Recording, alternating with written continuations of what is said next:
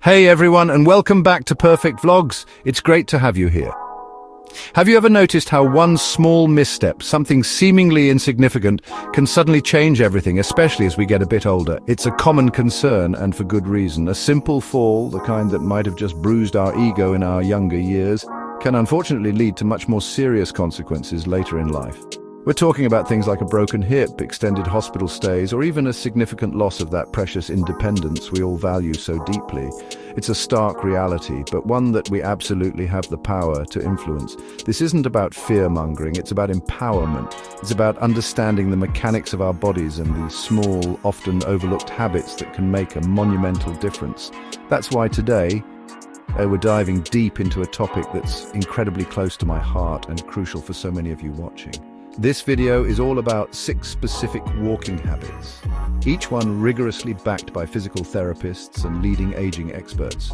These aren't just random tips, they are proven strategies that are quietly and effectively helping thousands of older adults just like you stay upright, remain mobile, and fiercely protect their independence. Think of these habits as your personal toolkit for navigating the world with greater confidence and stability. Each one is designed to enhance your body's natural ability to balance and move safely. We're going to break them down step by step, making them easy to understand and, more importantly, easy to implement into your daily routine. So if you're ready to take control and feel significantly safer and more secure with every single step you take, you're in the right place. Let's begin this journey together and unlock these powerful techniques. All right, let's jump into our first crucial habit, head position awareness.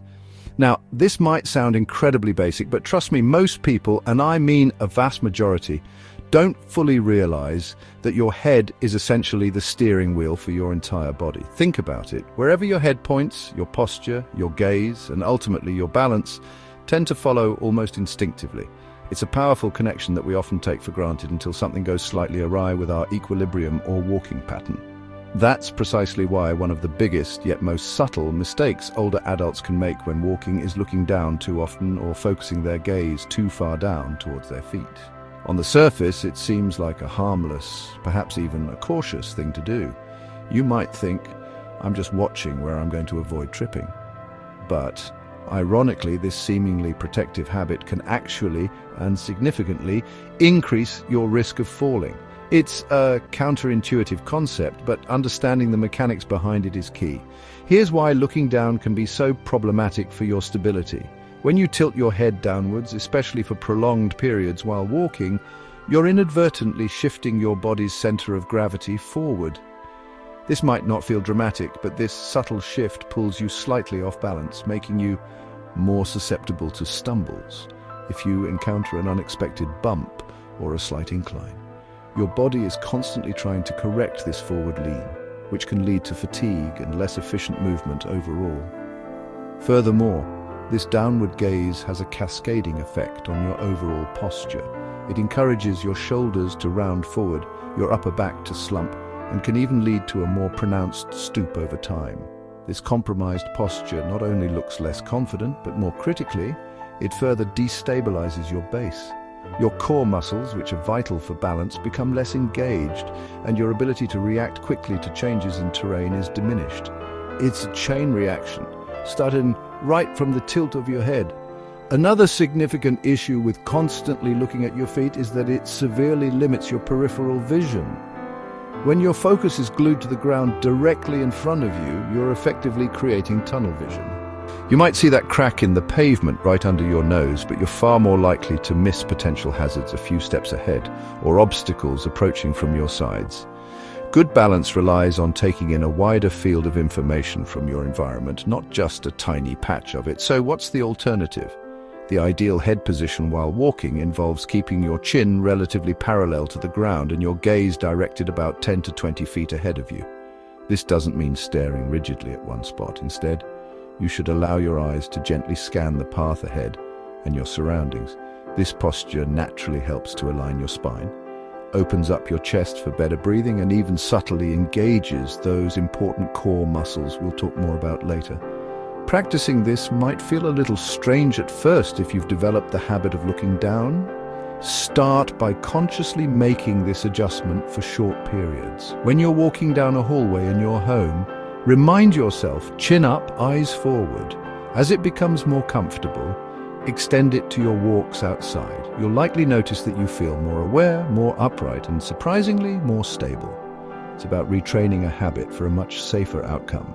Think of your head as the captain of your ship. If the captain is constantly looking down at the deck, the ship is more likely to drift off course or hit an unseen obstacle. By keeping your head up and your gaze forward, you're giving your body the best possible information and alignment to navigate smoothly and safely. This simple adjustment can dramatically reduce your forward momentum imbalance and help you maintain a more upright, stable gait. This habit isn't just about physical mechanics, it also has a psychological component. Walking with your head up and looking ahead often translates to feeling more confident and engaged with the world around you. You're not just shuffling along, you're actively navigating your environment. This increased awareness and confidence can, in itself, be a powerful tool in fall prevention. It's a small change with a truly significant impact on your overall well-being and safety. Moving on to our second essential habit, let's talk about arm swing rhythm. This is a big one, folks, because one of the most underrated and often forgotten tools for maintaining stability while walking isn't actually located in your legs, as many might assume. Surprisingly, it's in your arms and the way they move. Or sometimes the way they move. It's a subtle but powerful mechanism that contributes significantly to your overall balance and coordination. When you consciously or unconsciously stop using your arms effectively while walking, perhaps by keeping them stiffly by your sides, holding them rigidly or tucking them into your pockets, you're quietly removing one of your body's most important built-in balance stabilizers. It might seem like a minor detail, but the natural swing of your arms plays a crucial role in counteracting the rotational forces generated by your moving legs, helping to keep your torso steady and your gait smooth. Think about how a tightrope walker uses their arms or a long pole to maintain balance. While walking on solid ground isn't nearly as precarious, the principle is somewhat similar. Your arms act as natural counterweights. As your left leg swings forward, your right arm should ideally swing forward too, and vice versa. This contralateral movement, opposite arm and leg, helps to keep your body moving forward in a straight line and minimizes side-to-side swaying, which can be a major contributor to instability. Many older adults, sometimes due to stiffness, pain, fear of drawing attention, or simply habit, tend to reduce or even eliminate their natural arm swing. They might hold onto a purse tightly with both hands, keep their hands clasped in front or behind them, or let their arms hang limply. This lack of dynamic arm movement means the torso has to work harder to stay balanced, and the body becomes less efficient at absorbing the small perturbations that occur with each step. When your arms aren't swinging freely, your upper body can become more rigid. This rigidity makes it harder to react quickly if you do stumble or encounter an uneven surface. A fluid arm swing, on the other hand, helps to maintain momentum and can even assist in recovering your balance if you start to tip. It allows for a more dynamic and adaptable response to the environment, almost like having an extra set of balancing aids. So what does a good arm swing look like? It should be a relaxed, natural movement originating from your shoulders, not just your elbows. Your arms should swing forward and backward, not excessively across your body. The range of motion doesn't need to be huge. Even a gentle, rhythmic swing is far more beneficial than no swing at all. Try to keep your elbows slightly bent and your hands relaxed, not clenched into fists. If you find that your arms tend to stay still when you walk, you can consciously practice reintroducing this movement. Start by simply letting your arms hang loosely by your sides and allow them to swing naturally as you walk. Don't force it. Aim for a comfortable rhythm. You might even try exaggerating the swing slightly at first, in a safe space like your home, just to get the feel for it again.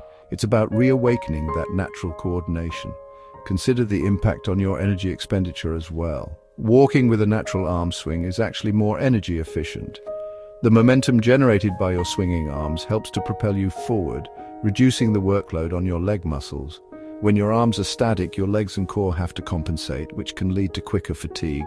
especially on longer walks. This fatigue in turn can increase your risk of a misstep. So the key takeaway here is to let your arms be active participants in your walk. They are not just along for the ride, they are integral to your balance, your rhythm, and your overall stability. Pay attention to what your arms are doing the next time you go for a walk. Are they contributing to your balance, or are they inadvertently hindering it?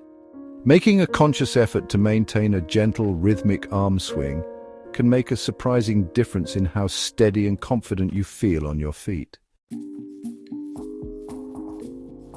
Now, let's get down to the ground level with our third crucial habit, mastering the heel-to-toe landing.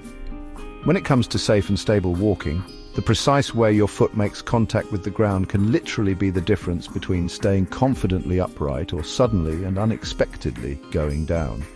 It's a fundamental aspect of our gait, and believe it or not, many older adults, often without even realizing it, gradually shift into a flat-footed or even a toe-first walking pattern that quietly yet persistently erodes their stability over time. This change in foot strike isn't usually a conscious decision. It can creep in due to various factors, like muscle weakness, joint stiffness, changes in sensation in the feet, or even ill-fitting footwear. Regardless of the cause, moving away from a natural heel-to-toe roll can have significant consequences for your balance and increase your susceptibility to trips and falls. Understanding the biomechanics involved here is really important for appreciating why this habit is so vital. A proper heel-to-toe landing pattern involves your heel making the initial contact with the ground. Then your foot should smoothly roll forward from your heel through the midfoot and finally push off from the ball of your foot and your toes. This rolling motion acts as a natural shock absorber, cushioning the impact on your joints, your ankles, knees and hips. It also allows for better adaptation to uneven surfaces, as your foot can sense and adjust more effectively. Contrast this with a flat-footed landing, where the entire sole of your foot slaps down on the ground at once. This pattern provides very little shock absorption, sending more jarring forces up through your legs and into your spine. More importantly, from a balance perspective, it reduces your base of support during the crucial landing phase and makes it harder to control your forward momentum. You have less time to react if your foot lands awkwardly. Even more problematic for stability is a toe-first or forefoot-first landing pattern while walking, which is different from running, where it can be appropriate. When your toes hit the ground first, your center of gravity is often too far forward, putting you in a perpetually slightly off-balance state. This can lead to a shuffling gait, where your feet don't lift properly, significantly increasing the risk of catching your toe on a small obstacle, a rug edge, or an uneven bit of pavement. The heel-to-toe pattern, on the other hand, encourages a more deliberate and controlled placement of the foot. It naturally promotes a slightly longer stride, though not too long, as we'll discuss later, and better clearance of the foot from the ground during the swing phase of your gait. This means you're less likely to scuff your feet or trip. It also engages the muscles in your shins and calves more effectively, which are important for ankle stability and balance. So, how can you encourage a better heel-to-toe landing? Firstly, pay attention to your footwear. Shoes that are too stiff, too soft, or have worn down heels can interfere with this natural motion. Ensure your shoes provide good support and allow for a natural roll. Secondly, practice consciously. When walking, think heel, roll, push. You can even practice this slowly at home, focusing on the sensation of your heel touching down first. Another helpful tip is to slightly lift your toes towards your shin as your leg swings forward to land. This action, known as dorsiflexion, naturally positions your foot for a heel strike. It also helps to ensure your toes clear the ground, reducing the risk of tripping. Weakness in the muscles that lift the foot can contribute to a foot drop or shuffling gait, so exercises to strengthen these muscles can also be beneficial. Remember, the goal isn't an exaggerated, forceful heel strike, but a smooth, rolling motion. It's about reclaiming a more natural and efficient way of walking that your body is designed for. By consciously working on your heel-to-toe landing, you're enhancing your body's built-in shock absorption system, improving your foot clearance, and providing a more stable platform for each and every step you take.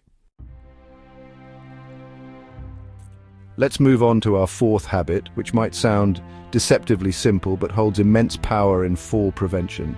Embracing the power of small steps, one of the most underestimated yet incredibly effective tricks for preventing falls, especially as we age or if we're feeling a bit unsteady, is this: take shorter steps. It might sound almost too basic to make a real difference, but trust me, the length of your stride plays an absolutely huge role in how balanced and stable you stay while you're walking. Many people associate a long, confident stride with youth and vitality, and while that can be true, as our bodies change, our optimal stride length for safety might also need to adjust. Overstriding, which means reaching too far forward with your lead foot, can actually be a significant risk factor for falls. When you overstride, you're essentially placing your front foot well ahead of your body's center of gravity. This creates a moment of instability with each step. Your body has to catch up to your lead foot, and during that brief period, your base of support is less secure. If your lead foot lands on an uneven surface, or if you encounter an unexpected nudge, you're much more likely to lose your balance when you're overextended. It's like leaning too far forward. It takes less to topple you over. Shorter steps help keep your center of gravity more consistently over your base of support. Think about walking on a slippery surface like ice or a wet floor. What's your natural instinct? You automatically shorten your steps, right? You do this because smaller steps give you more control, allow for quicker adjustments, and keep your weight more centered. The same principle applies to everyday walking, especially if balance is a concern. Shorter steps provide a more stable platform. Moreover, taking shorter steps can help improve your cadence, which is the number of steps you take per minute. A slightly quicker cadence with shorter steps can often lead to a smoother, more rhythmic gait. This rhythm itself can contribute to better balance and coordination. It also means your feet are spending less time in the air during the swing phase of each step, reducing the window of opportunity for a misstep or a trip. Another benefit of shorter steps is that they can reduce the strain on your joints, particularly your knees and hips. Overstriding often involves a more forceful heel strike and can put greater stress on these joints. Shorter, gentler steps can be kinder to your body, making walking more comfortable, especially if you're dealing with arthritis or other joint issues. And when you're more comfortable, you're often more stable. So, how short is shorter? There's no magic number, as it depends on your height, leg length, and overall physical condition. The key is to find a stride length that feels comfortable and allows you to keep your feet mostly underneath your body rather than far out in front. You shouldn't feel like you're shuffling, but you also shouldn't feel like you're stretching or lunging with each step. Aim for a natural, easy pace. A good way to gauge this is to pay attention to your balance. If you feel yourself lurching forward with each step, or if you feel a bit wobbly as your front foot lands, your steps might be too long. Try consciously shortening your stride a little and see if you feel more stable and in control. Practice this in a safe environment first. It's about finding that sweet spot where you feel both efficient and secure. Remember, this isn't about taking tiny, mincing steps. Unless your physical therapist has specifically advised that for a particular reason, it's about avoiding the overreach that can compromise your stability. By adopting a habit of slightly shorter, more controlled steps, you're significantly enhancing your ability to maintain balance, react to unexpected changes underfoot, and ultimately walk with greater safety and confidence. It's a simple adjustment with profound benefits for fall prevention. Our fifth habit delves into an area many people overlook when thinking about walking, and balance core strength is balance strength.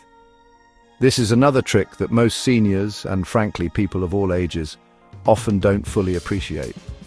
Keeping your core muscles strong, even with just a little consistent effort, can fundamentally change the way you walk and how stable you feel on your feet. It's a game changer that extends far beyond just having a flatter stomach.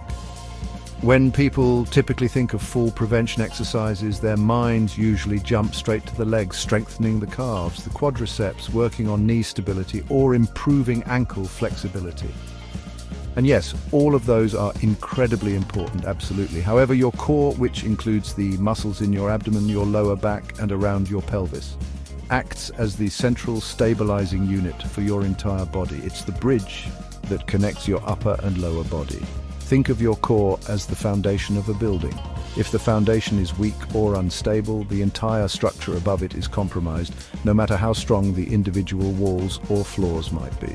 Similarly, if your core muscles are not adequately engaged or conditioned, your limbs have a less stable base to operate from.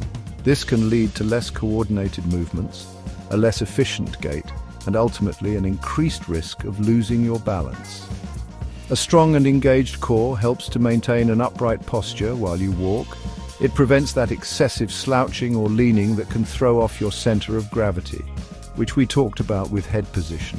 When your core is active, it helps to keep your torso aligned over your hips and feet, providing a solid pillar of support.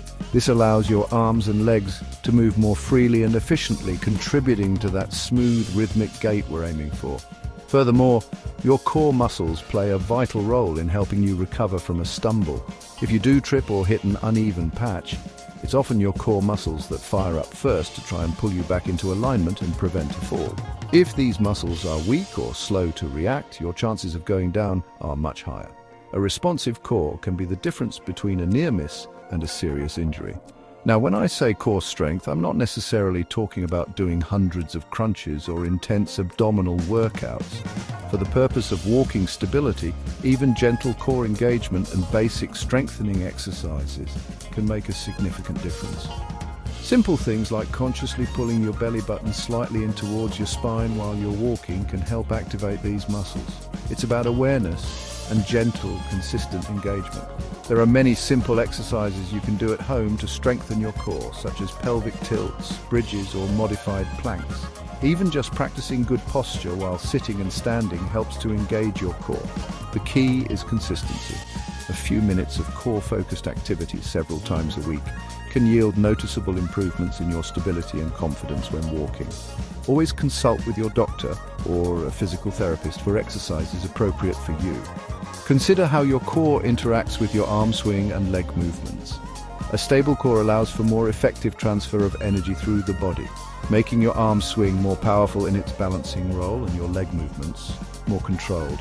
Without that central stability, your movements can become more erratic and less coordinated, almost like a puppet with loose strings at its center. So the message here is to not neglect your middle. Your core is not just for show, it's a powerhouse for balance and stability.